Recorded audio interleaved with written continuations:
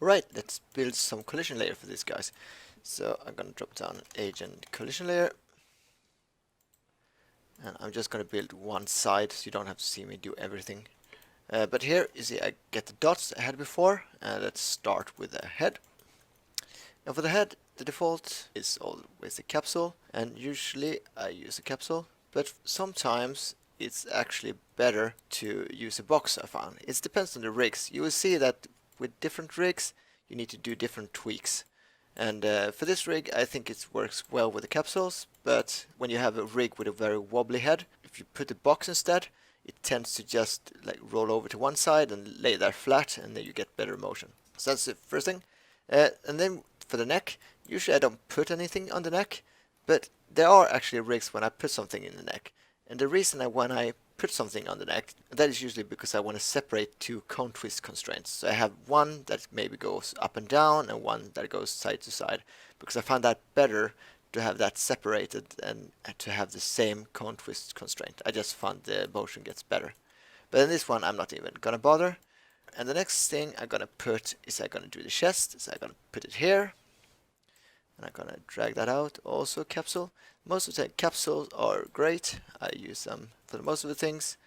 It's very rarely when I use custom shapes, even if I do sometimes. And also, if you press B, you have this box handle. If you press O, you have this rotation handle. So I'm gonna rotate that into place, and then I'm gonna drag the box out a little bit, and then maybe take it down a notch like that. And then I want to have the hips, and if I click on this, you will see down here that this is actually not the hips, it's the lower back to spine, and I don't want that. And if you go out to this mocap biped rig, you can see the hips are the root, and I usually want to have a collision shape on the root. But you can get that even if you can't get it in the viewport, you just need to add it by hand. So I can go in here and I can just select the hips, and now I get this red dot at the hips, and then I can just press that and start to get my collision shape here. And I'm gonna rotate that actually.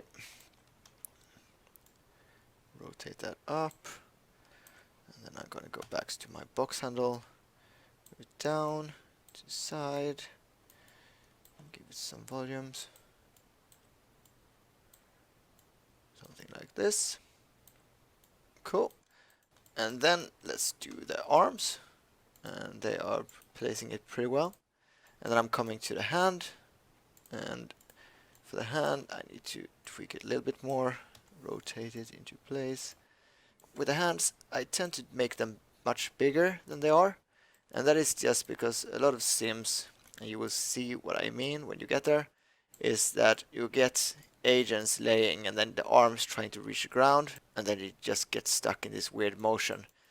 So if the hands are a bit bigger, it's a bigger chance that the hand will actually reach the ground, and then that will stabilize the motion. So I tend to make them quite big. Let's go to the legs. Pretty nothing. Oh, another thing with the hand before I leave the hand. Sometimes I do boxes for hands too. For some rigs I found it better. Just to be aware of.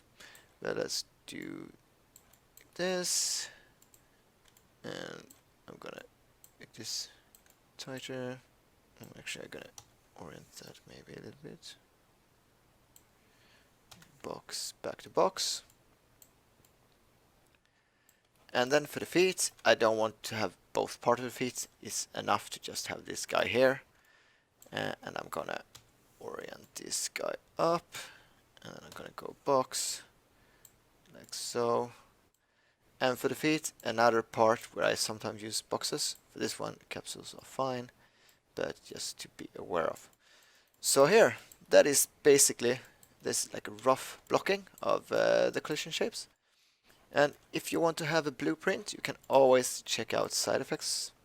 So if I go here and look at the biped 3 and go mocap biped 3, here is there. And two things to notice, they also put their collision shapes on the hips.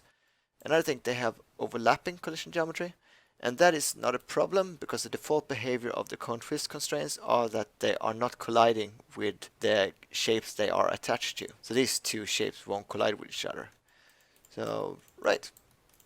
But yes. So let's move on to the actual join constraints.